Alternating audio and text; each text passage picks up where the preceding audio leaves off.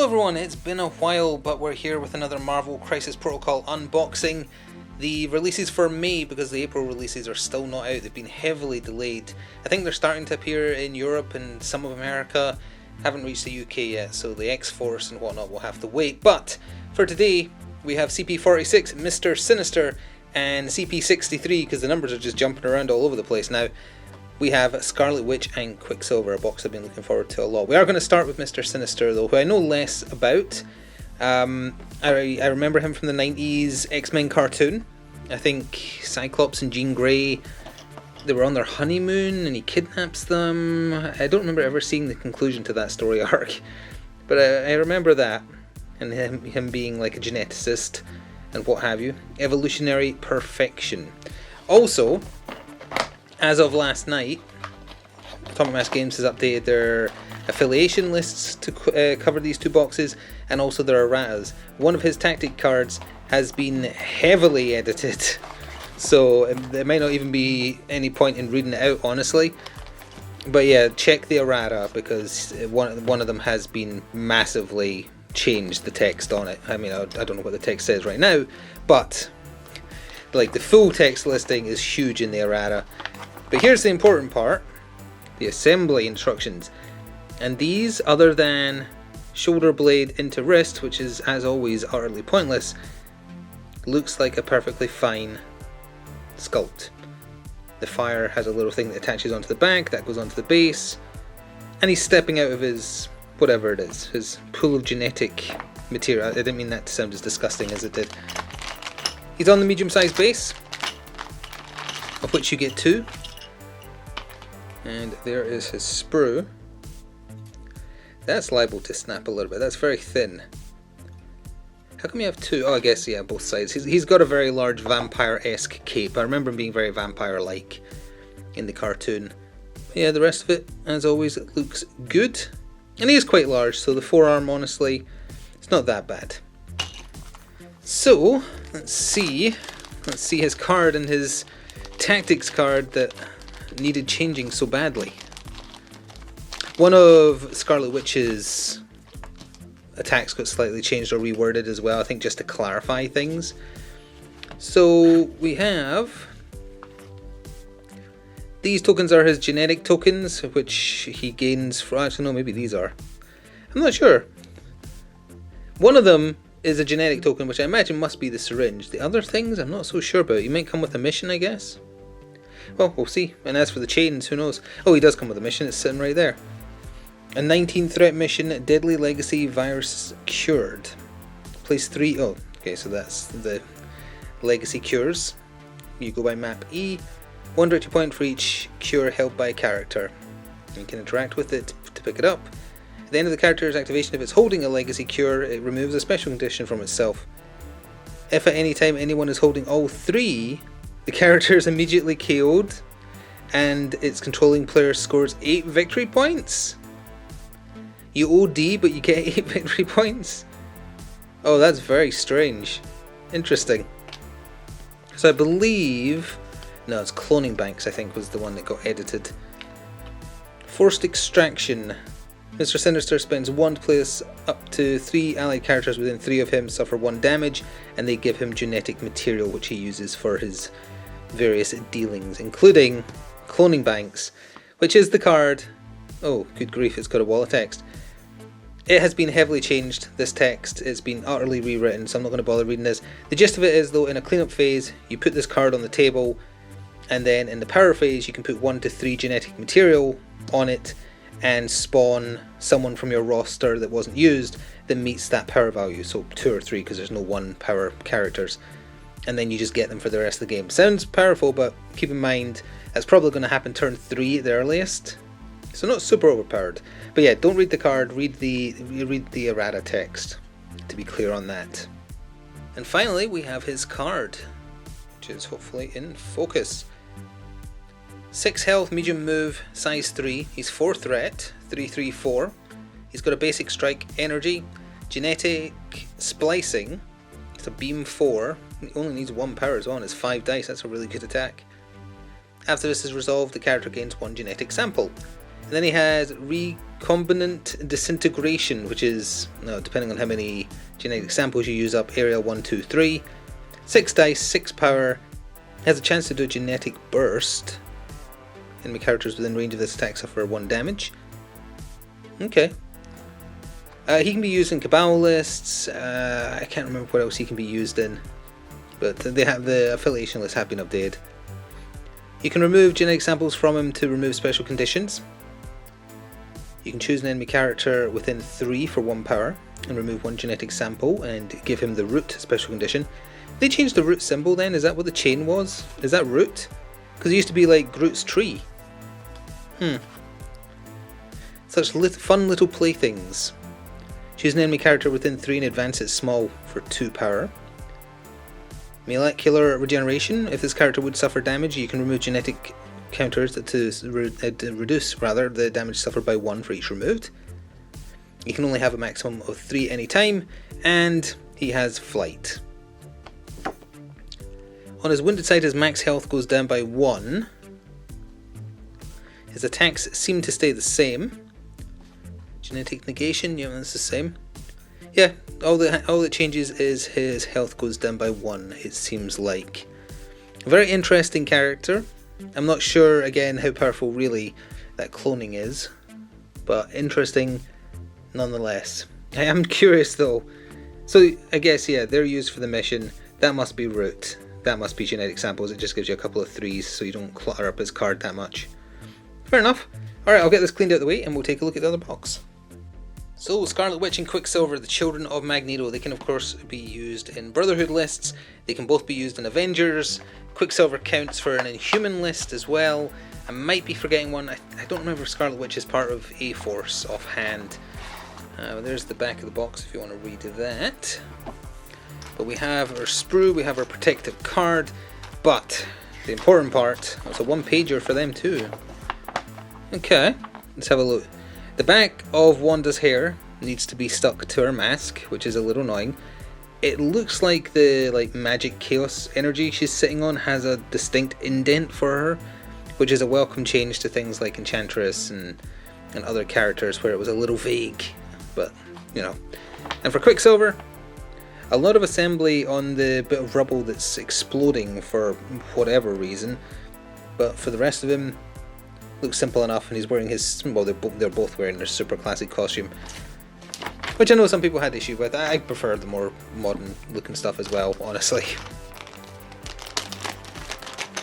So as I said earlier, one of Wanda's stats has had a rewording just to make it clearer. I don't think it was a tactics card, I'm pretty sure it was one of her actual cards. So, yeah, this is Quicksilver, not much to him, eh? Just a tiny bit of sprue. And the base, of course.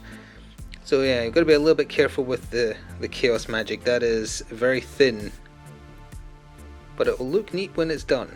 She's in a very fun pose. She looks imposing, as she should be for someone who's so powerful. And then we have the cards and more. It looks like they come with a mission as well. I think I just saw a large objective thing. And as per usual, they're in there so tight that you can't help but damage the cards slightly. So we have some Hex, we have Incinerate, Poison. Oh, that's the Judgment token. They've changed what that looks like as well, because originally it looked like Ronin. But she can do Judgment as well, so it's a hammer and a gavel and a hammer. Wait, or is the hammer the gavel? Whatever. Bleed as well, and I guess, again, the new root symbol, since it's not just Groot who can root. Also a red mission type, so it's an extraction. 16 threat. Research station attacked. Place 1 researcher in the center point of map E, place 2 evac points. So, it's going to be whoever gets him to the evac point first. Player scores 2 victory points if they're securing him, then a player scores 2 if they are within 1 of their evac station. In the paraphrase, the researcher may move. If the player is securing the researcher, they may place him within 2 of his current position. So you don't hold him on your card, you move him. I see. Okay. So, we have 4. The Whims of Chaos, no more mutants, of course. Difficult to please. Quicksilver's face is exceptionally goofy on that art. Can I borrow that? Of course he's picking on Hawkeye. Unaffiliated active, Scarlet Witch can spend any number of power, choose one day's character within 3, and spend the power to play this card. Each chosen allied character may remove 1 damage, or a special condition. Each chosen enemy character, she gives out Hex, Root, or Incinerate. So she can choose allies or enemies and it does different things. What does No More Mutants do? Does it just win the game if you're playing against X-Men? When an enemy character within 5 of an allied Scarlet Witch spends 1 or more power to use a superpower, she can spend 3 to play this card. The enemy superpower has no effect and can... Oh, it's the card that Ebony Maw has. Not as good as I thought it would be, given how very powerful that one sentence was in the comic book. Especially because she messed it up. There was meant to be a comma and an exclamation mark. Yeah, they messed that up. Difficult to please. Brotherhood of Mutants only. If an allied Scarlet Witch is dazed, and an allied Quicksilver has interacted with or picked up an objective token, Magneto may play this card. You may remove the activated token from Magneto. Okay, so if Quicksilver has an objective, but Scarlet Witch is dazed or KO'd, Magneto gets a double turn. For free. Very niche, especially because I think Quicksilver is easier to take out than Wanda. But, interesting. Let's see, unaffiliated reactive. After an attack made by an ally Quicksilver that damaged an enemy holding an asset is resolved, he can spend 2 to play this card. He steals objectives. That's good, I'm glad he has this, because I was going to complain that he's not allowed to super move if he's holding an objective. At least he has a way via this card to steal an objective, which makes sense. I'm going to call this card Yoink, because it's shorter than Can I Borrow That, but it means the same thing. So all that's left is their cards. Quicksilver is a 3 threat character, 5 health, movement long, of course. He's got a supersonic strike, range 3, only 4 dice, but it's free, and he gets power based on damage dealt. If he gets a crit and a shield, he can move small, and if he gets a wild and a hit, then he gets to do another one. And that doesn't have the text like these attacks normally have, where it says the following, like Ricochet, the subsequent attack doesn't have this rule. The subsequent attack here does. So although you're only rolling 4 dice, it's unlikely. You could keep on chaining this amazingly well. Cyclonic Vortex, Psionic, sorry. Range 3, 6 physical dice, 2 power, and he gets to do a medium move afterwards. If this character is not holding an objective token, it advances small for the cost of 2 power. Can't Catch Me for 3 power. Yeah, he's very power hungry without much ways to generate it. I remember feeling this when they showed off his card. So when he's targeted by an attack, he gets to advance small. It's the equivalent of Trickster on Loki. Supersonic Reflexes. When this character is defending against physical or energy, oh yeah, he's a 3/3/3. Or making a dodge roll, it can reroll 2. He's got spider sense. And he's a wall crawler, ironically. On his day's side, he stays at 5 health, so 10 in total. Not too keen on the art on that side, honestly. It's a very stereotypical speedster pose here, but yeah, not too much on this side. It doesn't look like he changes at all. I don't think so. No, guess not. He is only a 3 threat character, so. Scarlet Witch, though. She is an interesting one. She is 5 threat, medium move, 6 HP, 3/4/4. She does nothing but hexes, and hexes can do lots of different things, including, and this is her kind of shtick, she wants to roll skulls. And again, I think it was her hex bolt maybe that had her text changed on the errata. No, actually, you know what? It was hex. It was the one that does judgment. Which one does judgment? If this attack is resolved for each skull in the attack roll, the target gains one of the following. No, not that one. Oh, that's range 4 for free, 6 dice. That's a really, really powerful basic attack. For a massive 6 power, 8 dice, range 3, Crow Twist. And character doesn't get to roll extra dice for crits. If she gets a skull, choose one of the defending characters, hits, crits, or wilds, and turn them into a blank because she's just warping reality to whatever she wants. Yeah, that's very scary. Telekinesis, size 4 or less within 3, she can chuck it. Medium for 3 power. Oh, this is it. Curse. I believe this is the one that's been errad. When this character suffers damage from an effect, after the effect is resolved, you may use the superpower. The target character gains judgment. I believe like it's because they just said attacking character, which could be interpreted as vague. I don't know. Either way, that one's been a rad. Chosen of Kiton, I'm not sure. When attacking, defending, or dodging, this character adds skull results as successes, which is like a 30% chance of a better result. Because that means what? There's 2 blanks and a hit. So if she was rolling defense on 8, yeah. And then Hex Field, enemy characters performing a shake action while within 3 of her may not remove Hex, Judgment, or Poison. So shame Incinerate isn't there, because Incinerate is very potent, making the roll less defense dice. But yeah, characters within 3 of her aren't allowed to remove the stats and conditions she inflicts. And of course she can fly, because she's Wanda. She gains health. No wait, sorry, no, she stays the same. 12 health in total, 6 and 6. And I don't think anything else changes on this side. It would be interesting if on this side she kind of started losing like grip on reality and starting going a bit weird. Like if she lashed out at anybody, or you know, if there was a Vision or a Hawkeye just insta-killed them.